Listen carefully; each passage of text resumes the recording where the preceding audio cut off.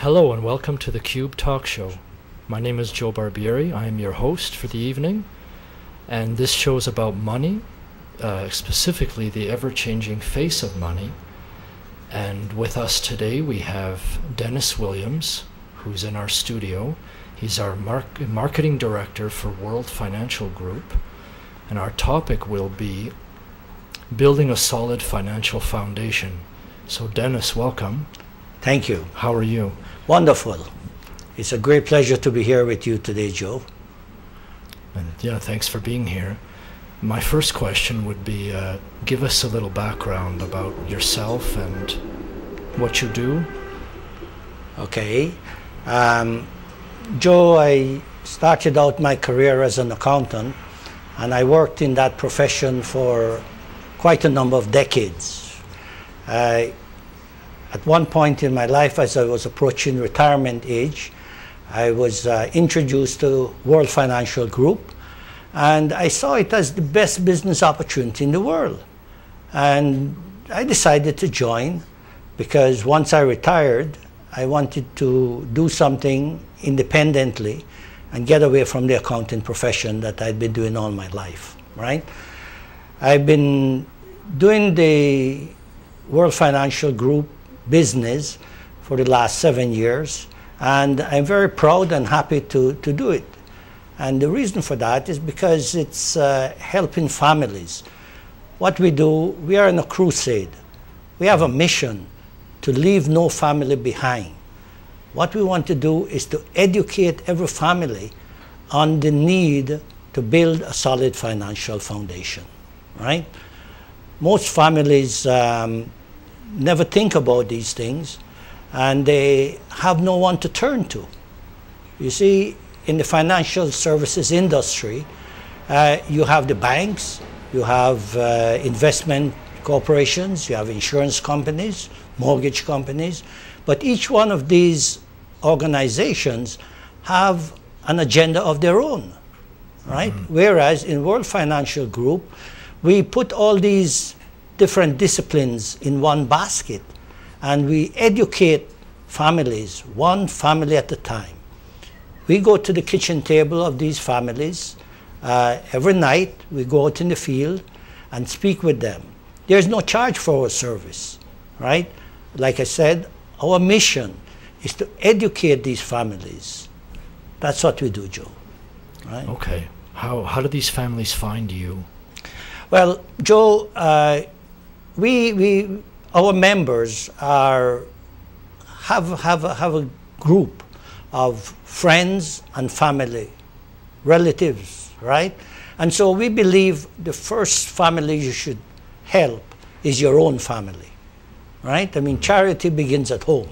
We all know that maxim, right? Mm-hmm. So we apply it very religiously. We do believe in it. And we believe that if it is something that is good for you, why not share it? And who are the best people to share it with? You think first of your family. Secondly, you think of your friends. And the circle widens because your family and your friends have their own circle of family and friends. Mm-hmm. And so it's never ending. Right? So, you know, you ask, how do we find these people? We find these people because that is the approach. And in our business, we believe that not only helping the people to achieve their financial goals, but at the same time, we are rewarded very handsomely. You know, there's no business like the financial services industry for people to earn an excellent income. There's no question about that, right? You look at any metropolis, any big city, and you will see the tallest buildings, the most prestigious buildings are owned by financial institutions. Is that true? That's true, yeah. Absolutely, right? And that's what we do, right?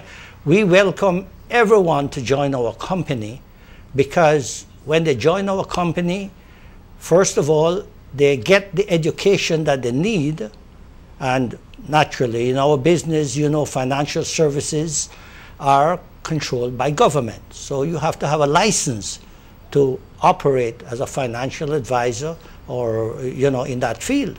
So it's not like someone can just come into the business and say, yes, I want to be so-and-so, right? Mm-hmm. They have to take the regulatory exams, be successful in them, and apply for the government license. And this is strictly controlled, as you probably are aware, because there are very stringent compliance regulations that have to be followed, you know, or else you're out on the street, you will be discredited, right? So that is the nature of the business. And what we do is really invite anyone who qualifies, and the qualifications are relatively straightforward. The qualifications are, number one, you have to be legally entitled to work in Canada, right? Okay. That's a requirement of the industry.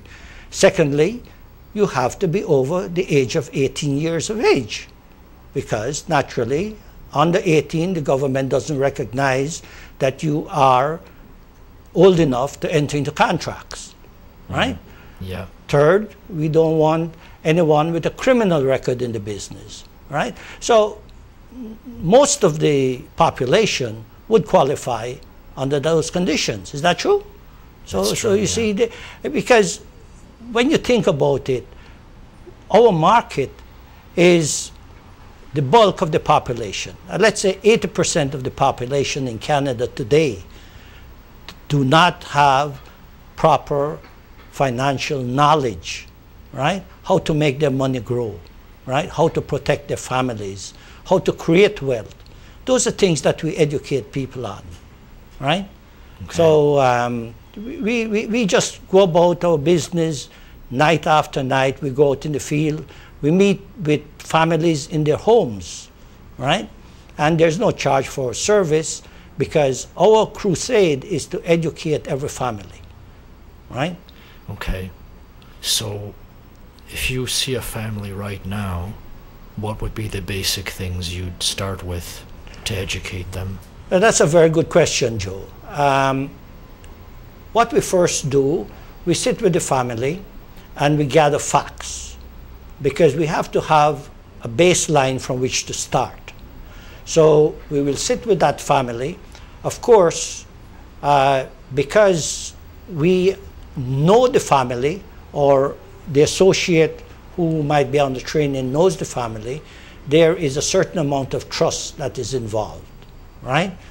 If there's no trust, there can be no disclosure or no full disclosure, right?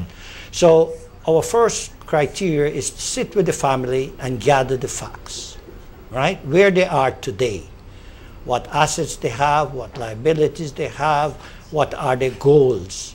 You see, a lot of people have not even thought about their goals in the future, their financial goals, right? If you are following the news, you would know that Statistics Canada and other government agencies have told us that maybe 70% of the population do not have a financial goal, right?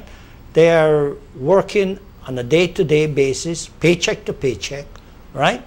And just trundling through life until all of a sudden they find, by the time they reach 50 years of age, they say, wow, what am I going to do now?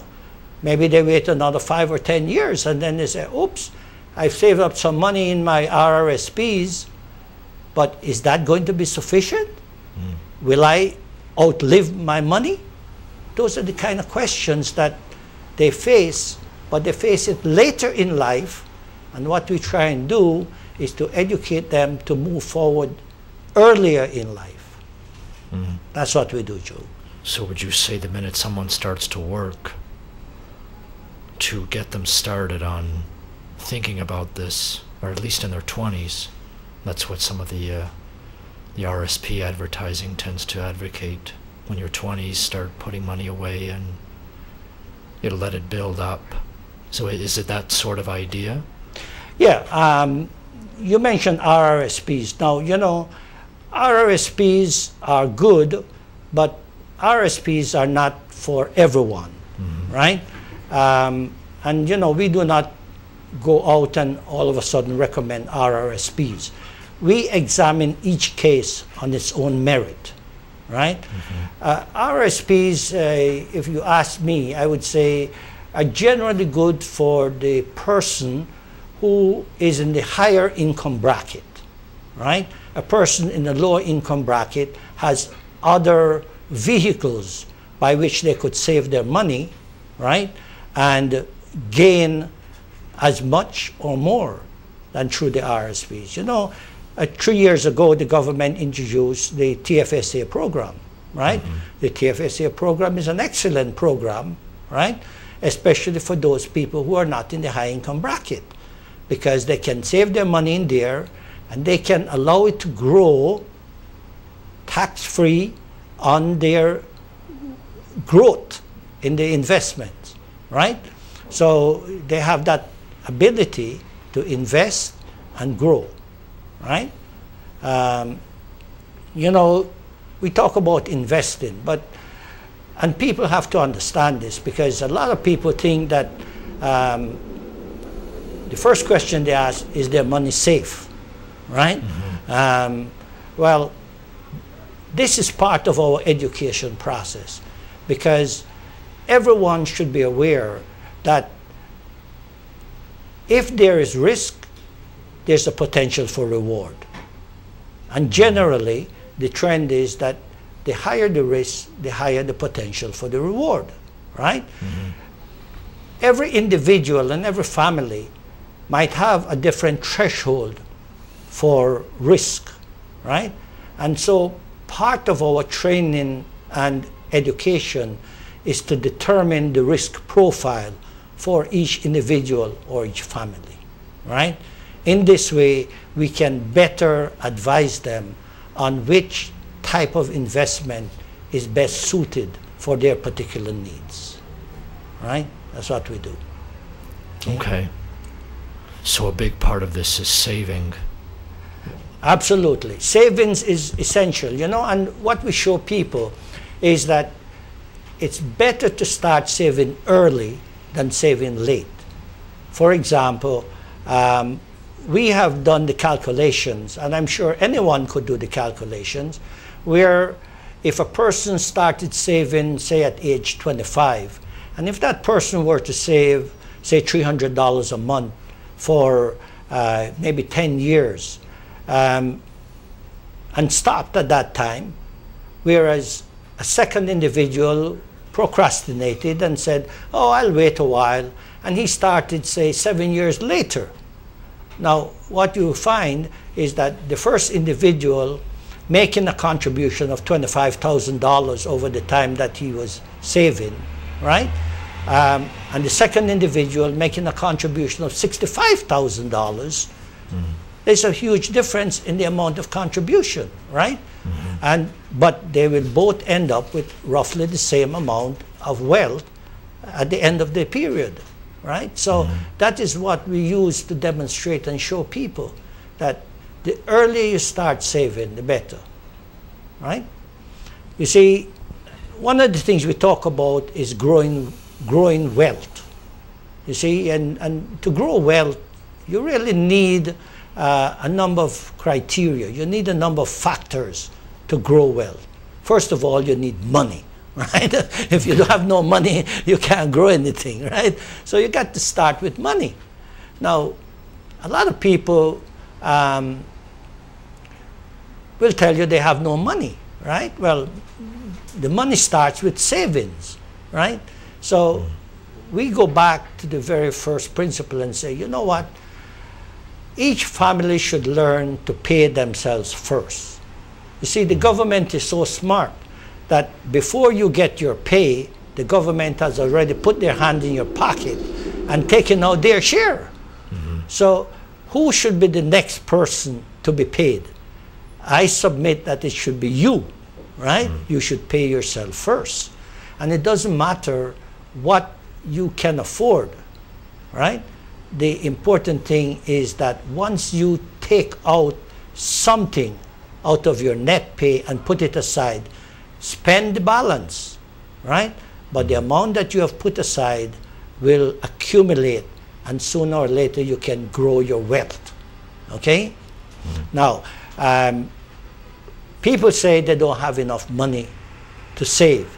But Joe, in my experience, I found that it does not matter how much the person earns. It's a matter of how much they save. Because as their income increases, their expenditure habit increases proportionately, and sometimes even exceeds the amount. I've heard that actually it goes farther. So it's actually better to earn less money than to... Well, yes, the government report recently showed that many Canadians spend more than they earn, right? Many Canadians spend more than, and that's part of our education process in discipline, in trying to engender discipline into the families that we meet, right? So we know it's a huge task, but like I said, it's a crusade for us to meet with one family at a time. And our company is looking for individuals to join us to be part of that revolution, right? To share this knowledge with families so that they can take charge and take control of their financial future, right? That's what we do. Yeah, so as the converse to that, if you're saving and growing the wealth, the opposite is taking down debt. Exactly. The debt is working against you in the same way, isn't it? Exactly. Well, you see, that's another aspect of our training and education. The first aspect of building a solid financial foundation is to provide protection for the family.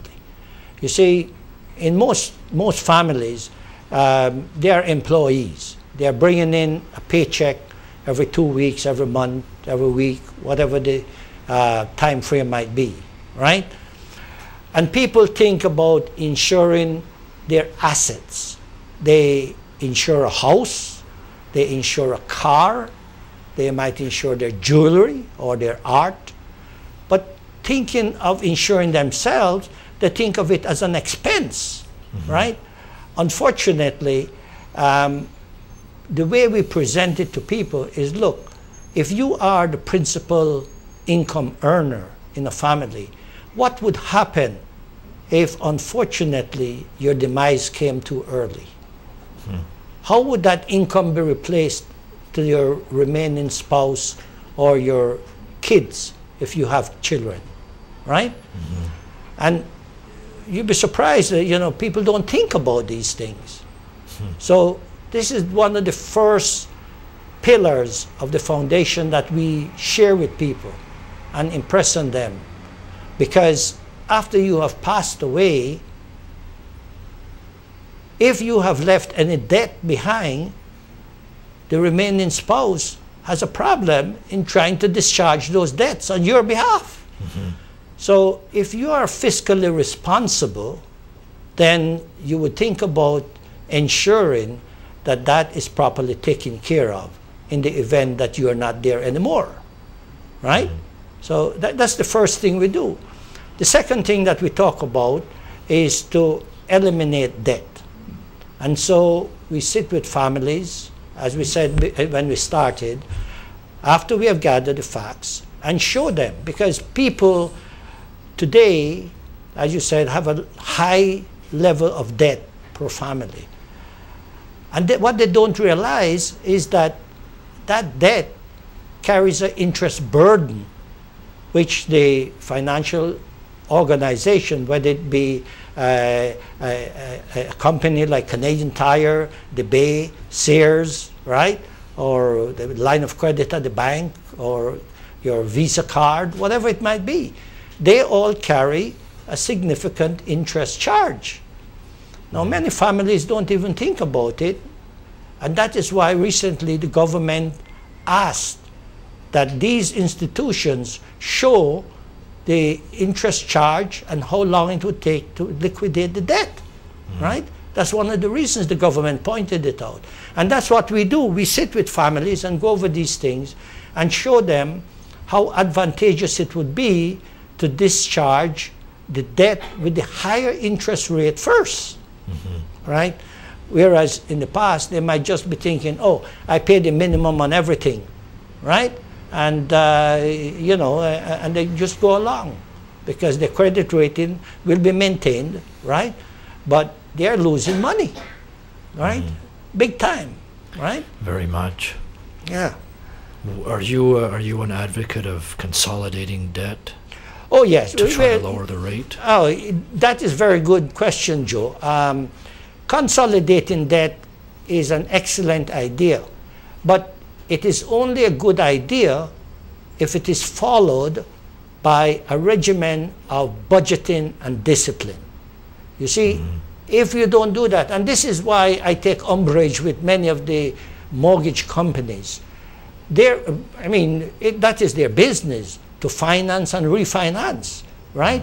And so you find a family today refinancing their debt, consolidating their debt, right?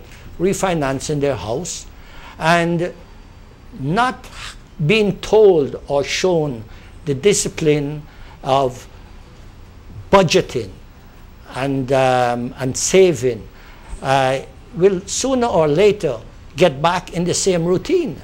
The debt on the credit card is going to build up. And so they're going to ask, is your house an ATM machine, right? Where you keep taking money out of it all the time? So what we do is not only consolidate the debt, but also show them and develop a plan with the family on how to manage their debt, right? They have to learn to manage their debt. And you know, people do not realize that it is not all that difficult if they took the time, which is what we do, to go through and make a list of where the money is being spent, right? And if you make a list of where the money is being spent, all of a sudden, I give you a few instances. We sat with a family. They were going out for dinner 3 times a week, right? They didn't think of it as any big deal. But you know, a family goes out for dinner. It costs quite a bundle, 3 times a week. I said, look, if you can cut it to twice a week, okay? I didn't say eliminate it completely. Cut it to twice a week, right? See how much money you're going to save. They go to the movies, right? That's great, right? Good for the movie industry, right? Yeah. But what if you went once a week or twice a month rather than every other day, something like that, right? I don't have anything against Starbucks. But how about those people who go to Starbucks once in the morning, once at lunchtime, maybe once in the afternoon? That's 15 or 20 bucks per day. Per day, right? Yeah. That's $5,000 a year. Give me a break, you know. You say you have no money, right? Yeah. You know, for my part, I don't mind having a Starbucks now and then, but I can just as easily make my coffee and carry it to work, right? So I can save quite a lot. So these are the little things that we show people on how they can rearrange their spending so that they can eventually have more money in their hands and in their pockets, right? That's what we do, Joe, right? So a lot of this is about being aware of it. I've had that in my experience. Once you see it, you'll kind of know what to do by yourself. Right. But if you don't see it, you'll just keep doing whatever you're doing, and time goes by, and then a crisis hits, right? And then you have to do evasive action on your finances. That's exactly right, Joe. And like I said, it starts with education, right? Because you show people, and they say, "Wow, I didn't realize that," right? And that's the first step. Then the second step comes, like I said, with the budgeting and the discipline to follow the budget. And you know, we walk with them every step of the way. We do what we call financial checkups, right? You know, in our business, we feel that it is essential, just like how a normal family would go for a medical checkup every now and then to make sure that the body, as a machine, keeps working the way it's supposed to work, right? We all know about a dental checkup, right? Where we make sure that we don't develop cavities, right? And then have a big problem with extraction or drilling in your teeth, right? We know about going to the optician every now and then, right? To ensure that you have the corrective lens properly prescribed, right? Because one's eyes, the strength can change. But how about a financial checkup? You know, we find in the industry that this is one of the things that are most lacking from current financial advisors who are out there. And I believe that one of the things is that the market is so huge. There's so many people to address that financial advisors, it's not uncommon for them to make a sale and they keep moving on, right? Without any regard to what happens to the family after they have made that sale. And so in our company, financial checkup is one of the key ingredients that we bring to families, right? You know, a family's situation is dynamic. It changes daily, changes annually. Today, you meet a family or you meet an individual. The individual might be a single individual. In a couple of years' time, you talk to that individual, maybe they have gotten married. A few years' time, they might decide to buy a house. A few years' time, they might have kids. Later on, the kids are ready to go to university. And you know, these things are constantly changing in one's life. As these things change, the needs, the financial needs of that family keep changing. And we address every segment of those changes, right? From the beginning right to the end where they're ready to retire, right? We show them, we develop the plan, we follow up with the plan and see how it develops throughout the years as we planned it, right? So I'll ask you one more question Sure, before we take a brief break. About the budgeting, you mentioned that people Yes. should do a budget. yes, If you could just dig into that a bit more. Sure. How would you start okay. somebody on that? Yeah, that's a good point, Joe. And you know, I do this quite a bit with families. You know, many families, you know, today appearance might be quite deceptive. You know, one of my clients I was introduced to them. They're a two-income family.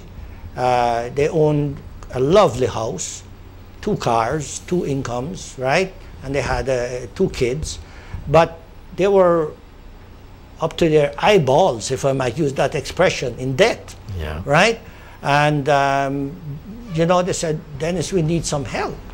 So I sat down with them and went through, first of all, the extent of their indebtedness.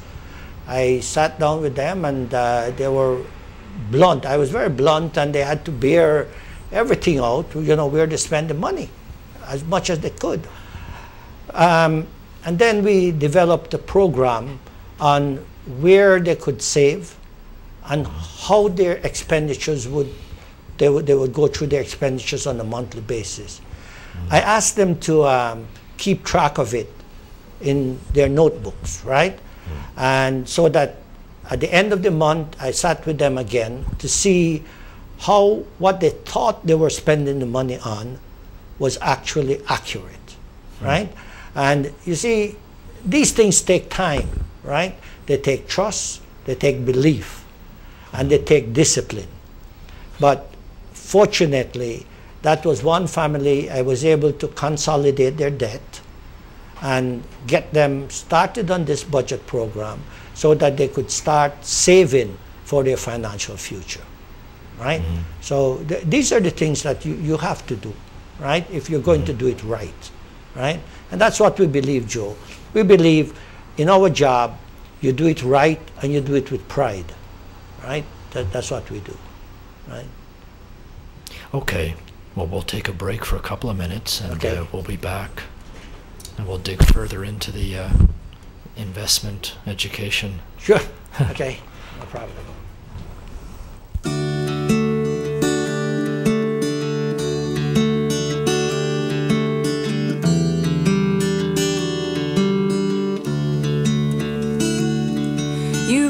with me, you complete my phrase. Keep time with me in your playful ways. You rhyme with me. Rhyme with me. You rhyme with me. You fit in this space. Unwind with me. Pieces fall in place. It's fine with me. How you rhyme with me. And other ones, well, they might do like other words, not quite as true. I looked so long, but now I see you rhyme with me. Rhyme with me. You stay with me.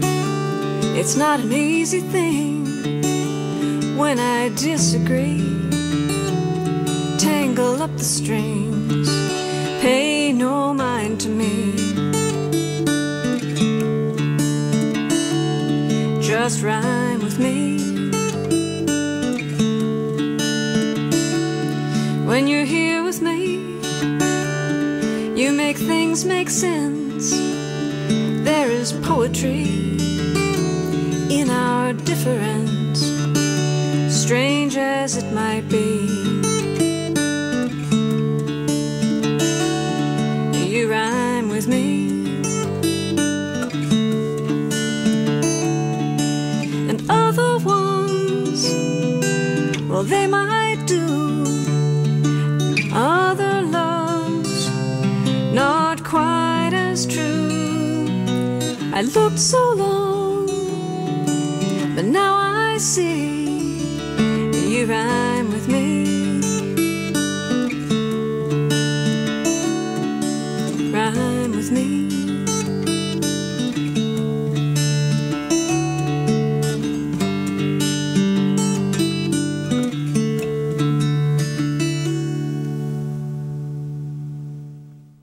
Okay, go ahead.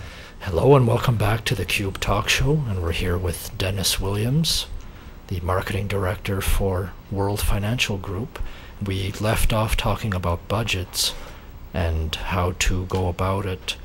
I'll just ask to go further in on that. Do you have any other pointers on that? Do you advocate somebody using cash to help save money? I've seen people on TV doing that, and I've heard about it in some of the books on money. Is that something that you have done with people? You said saving cash? Like paying with cash instead of a credit card, for example. It has its advantages and disadvantages, right? The important thing is when one advocates paying with cash, really saying that you're forcing them with the discipline of only spending what they have, right? And it is good, but as you probably know, in this day and age, one needs to have at least one credit card to establish a credit history, right? This is one of the problems that many new immigrants into the country do not have a credit history. And so how do you start, right? So you start with one credit card and show them how to manage it. Unfortunately, many of the new immigrants come to the country. They are introduced to credit cards because in their original country where they were born or from where they emigrated, they did not have that luxury. Now they come to Canada, and all the financial institutions are falling over each other to put credit cards in their pockets, right? And the people not used to these things, all of a sudden they think they got a windfall, right? They go to a store they plunk down the plastic, and they get their produce, right? Or they get their merchandise, and they're happy. So, wow, I didn't have to pay for that, right? Until the shock comes later on when they get the statement and they see how much it's piled up. So cash is good, but it's really to ensure that they have the discipline on spending, develop good spending habits, where we show people that you buy what you need, not necessarily what you want, right? There's a big difference between need and want, right? And this is all part of our education process, where we demonstrate to a family, right? The difference between needs, wants, and affordability, right? You know, the difficulty that we have in today's society is that the merchants are so blatant with their advertisements. You know, you hear them every day, right? You come in and you buy this giant HD TV, right? Plasma, whatever it is, right? 72 inches, right? And you don't have to pay, right? Interest free for 1 year, right? Yeah. And people are so happy, right? The trouble is that 1 year from now, and believe me, that 1 year passes very quickly, right? Before you know it, the year has expired, and all of a sudden they are hit with a bill for $5,000. Poor chaps, he never saved that $5,000, so he ends up paying the minimum with an interest rate at about 20%, right? So all of a sudden he's paying for that TV about 5 times, right? And he doesn't realize it, right? So this is part of our education process, right? So using cash, yes, it's good, but it is the discipline, right?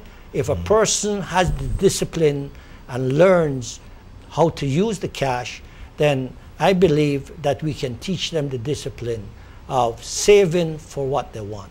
That's what the old people used to do, you know. 2 generations ago, they didn't know anything about credit. Now, credit is good. Credit has its good points, but it also has the bad points, right? So it's just a matter of education, I think, right? That's what I want to say in that. So the budget, so say like you've gone into a family and talked to them and you've done the budget, they've seen some habits and they're starting to change them. So I'd assume this is iterative, so after a month, 2 months, you'd look at it again and say, okay, are you starting to save money? Right. Are you turning the tide on, you know, are you getting more money or less? Right. And you'd have to do a bunch of stages before they are on their feet and can do it on their own. Is that... Well, yeah, we do that. In the beginning, it might be once a month. Later, we extend it maybe to once every 3 months, later every 6 months, and then annually, right? But as part of that budget, there is a requirement to ask them to save. Remember what we talked about, pay yourself first, right? So in that budget, the first item on that budget is not the rent or the mortgage or the car lease payment. The first item on that budget is savings. That's what we mean when we say pay yourself first. So it has to be the first item. And it doesn't matter whether it's $50, $100, $200, whatever the family is comfortable with. And then the rest they can spend. Now you will find that we go through the permanent, if you wish to use that word, like rent or mortgage, right? Transportation, right? Food, okay? And then we end up with a bunch of discretionary things. Now, you know, I've had families who, the chap is a smoker, right? Well, my friend, did you ever stop and think how much that smoking costs you? I have nothing against smoking, don't misunderstand me, right? But my job is to show you what it costs, okay? And then if you would like to change your habit, you might see a dramatic change in the wealth that you can accumulate, right? I mean, cigarettes are not cheap anymore, right? I mean, in the days when you could buy a pack of smokes for next to nothing, right? Today, it's a heavy burden. And not only that, but when you get into the question of protecting your life, and we're talking about life insurance, you will find that the cost of the insurance to a smoker is significantly higher than that of a non-smoker, right? So when I talk to families about protecting themselves, even if they're a smoker, I demonstrate to them the significant difference that they would have in their savings if they quit the habit, right? Not only would they quit, when they quit, would they save the money that they would spend on cigarettes, and if you were to quantify that, and they smoke a pack a day, right? That's pretty expensive, you know. I don't know what a pack of cigarettes costs anymore, right? Maybe it costs $7 or something, right? Yeah. And every week, that's $50, right? Minimum, right? Multiply that by 50 weeks, you have $2,500, right? That's a big saving, you know. You could save, that's over $200 a month.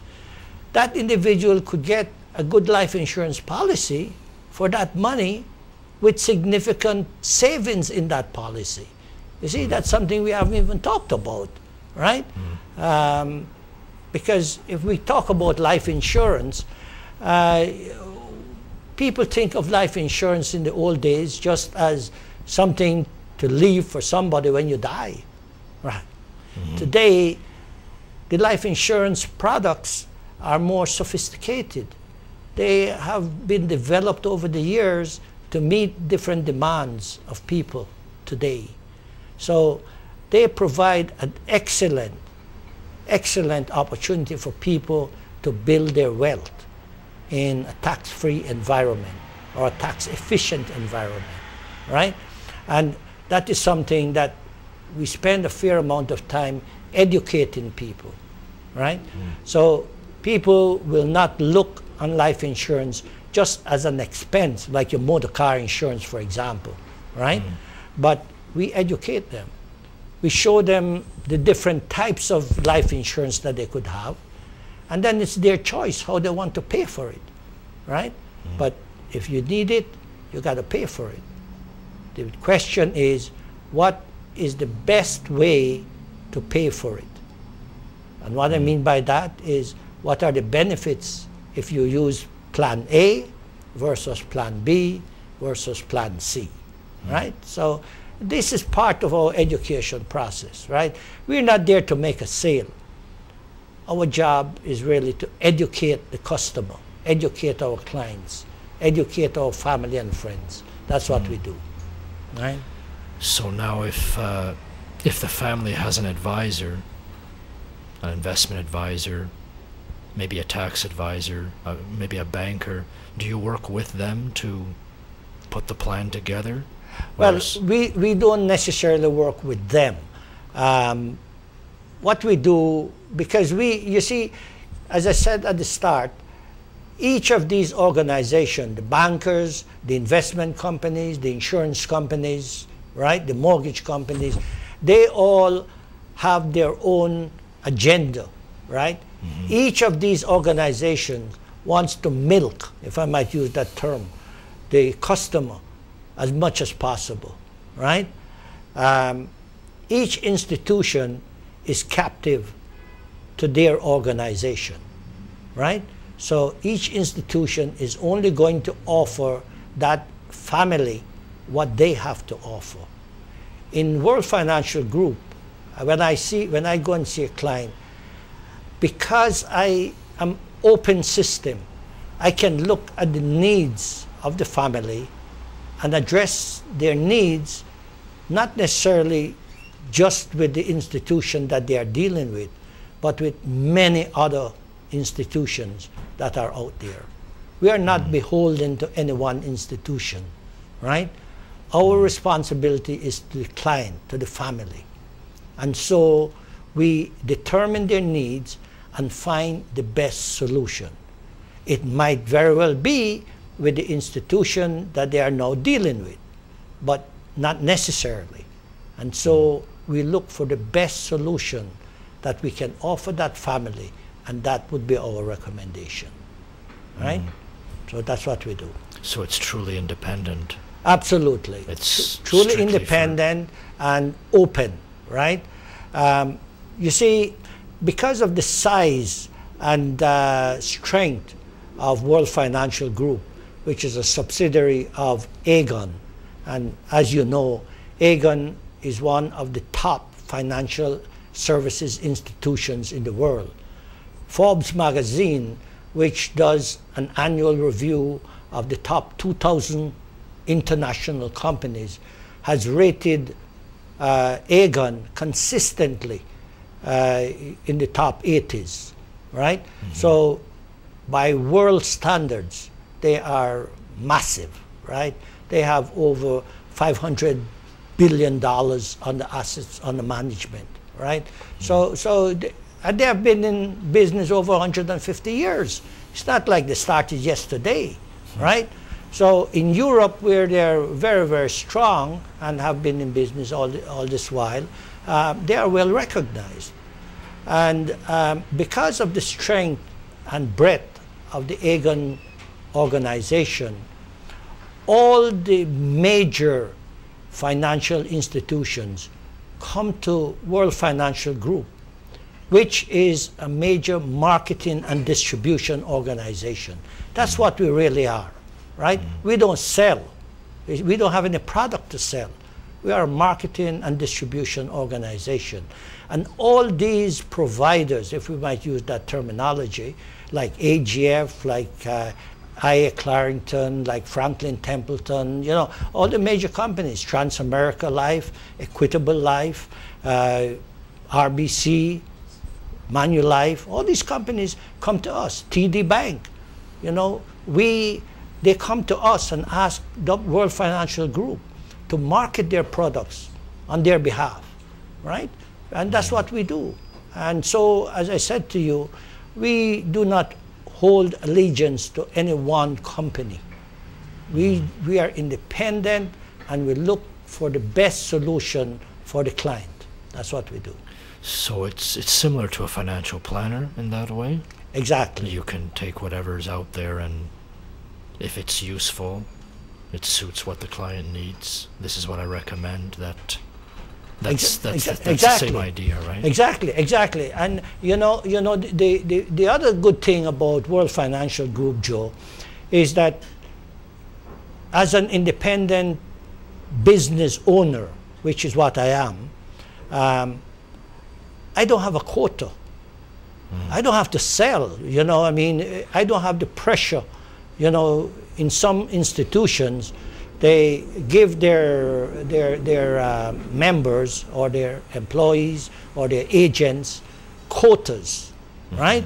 And in that way, the poor agent is under pressure, because if he doesn't sell, he doesn't make money. That's the only part of it. But the institution might demote him or get rid of him, right? In World Financial Group, we don't have that situation. We don't have quotas. We don't have territories, right? Our responsibility is to everyone in the world, right? We are there to help every middle-class person. I say middle class because, you know, the people with wealth who are in the upper echelons of society, you know, you have a very small percentage controlling the bulk of the wealth in every country, right? Those people in that strata, they have the funds and the availability to hire a battery of accountants, lawyers, advisors, everything, right? So that's not the group that we are aiming at. We are aiming for, quote unquote, the common man, right? The person who doesn't know where to turn. They might go to the bank. And I have nothing against the banks. The banks serve a useful purpose. But when you go to a bank, that bank will only offer you that bank's products. If you went to CIBC, they're going to offer you CIBC products. You go to TD Bank, they're offering you TD products, right? Which might or might not be suitable for your particular needs, right? And that's where World Financial Group is so much different from these other institutions, because we can look with the same eyes as any other advisor to see what the needs of the clients are. That's the beginning. But the solution that we offer is much broader than what institution which is beholden to their shareholders, right? That's totally different, right? So that's why I'm so proud to be a member of World Financial Group, right? We have about 5 minutes left. Okay. If you'd like to give out a contact information, a website, an email, yeah, well, if somebody wanted to sure, talk to you about... I would be delighted. I mean, and it would be great if anyone wants to get any advice on this. Like I said before, the advice is no charge. We come to your home at a mutually convenient time, or you can come to the office, whichever is more convenient for you. And we will sit with you, we will get the facts, and we will formulate a plan together. My name, like I said, is Dennis Williams. My telephone number is 416-618-0316, and my email address is WIMC, W for William, I for India, M for Mother, C for Charlie, 007 @rogers.com. Right? And I'd be more than happy to share additional information. You know, unfortunately, the time that we have today is rather limited. We could go on talking for hours on this subject. There's so much to talk about. We haven't even talked about the 4 cornerstones of building wealth, right? We want to make sure that for every family that needs to build wealth, they have to have a certain amount of safety in their investment. They want to have adequate growth. They need to be tax efficient, and it must have proper protection for the family. And that's what we offer people, right? So, like I said, I appreciate the time spending with you, Joe, and look forward to chatting with you sometime more in the future. Oh, definitely. Okay? Is there a company website that people can... The company website is wfgonline.com, right? Or they can Google Aegon, A-E-G-O-N, right? Aegon.com, and they will see some more about the company, right? That's great.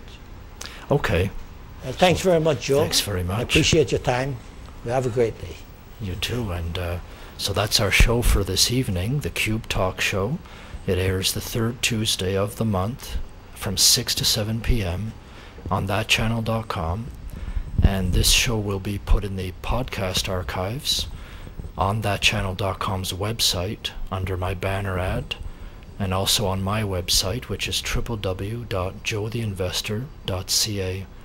To contact me for information, my website will have my information, and my phone number is 647-286-8020, and my email, joetheinvestor.today@gmail.com. And thanks for watching, and have a good evening.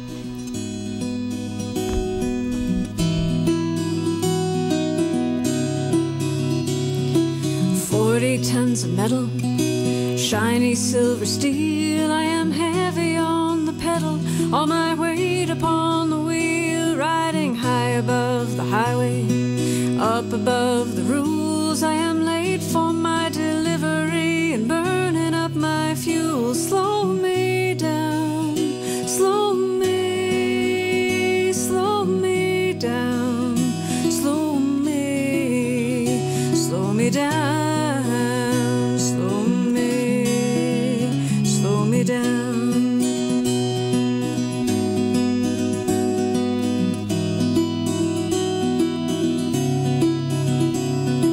I don't know how it happens, but every time I drive, suddenly 100 turns into 135, just like 20 turned to 40 in the blinking of an eye.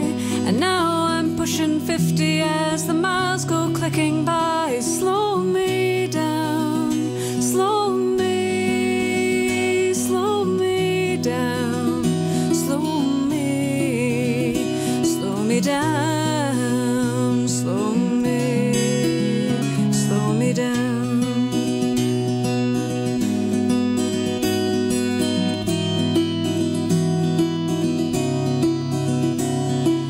Funny how it hits you as you pick up speed.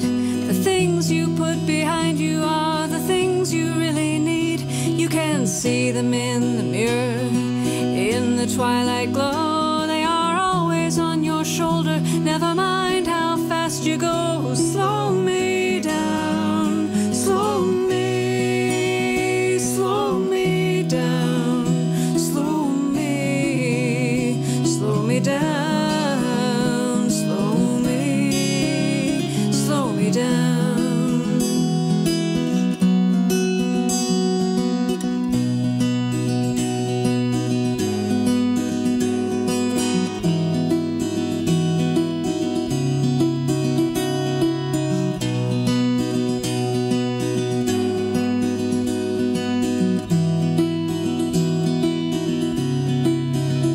Well, they say I've got it in me, everything I need to keep these wheels in motion as I regulate my speed. I know I could activate it, it's just something I don't do. Darling, if we're gonna make it, then I've got to turn to you to slow me down, slow me down, slow me down, slow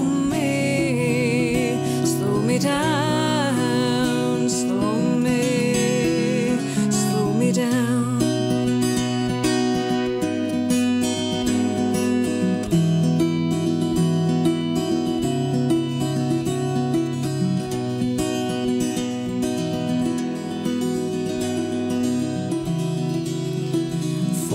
Tons of metal, shiny silver steel. I am heavy on the pedal, all my weight upon the wheel, riding high above the highway, up above the rules. I am late for my delivery and burning up my fuel. Slow me down, slow me down, slow me down.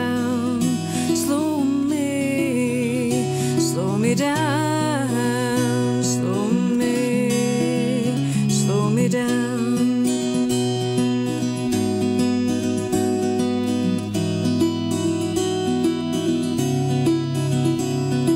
I don't know how it happens, but every time I drive, suddenly 100 turns into 135, just like 20 turned to 40 in the blinking of an eye.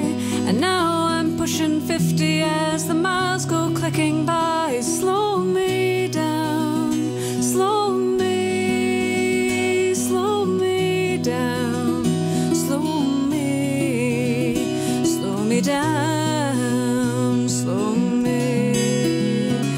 me down.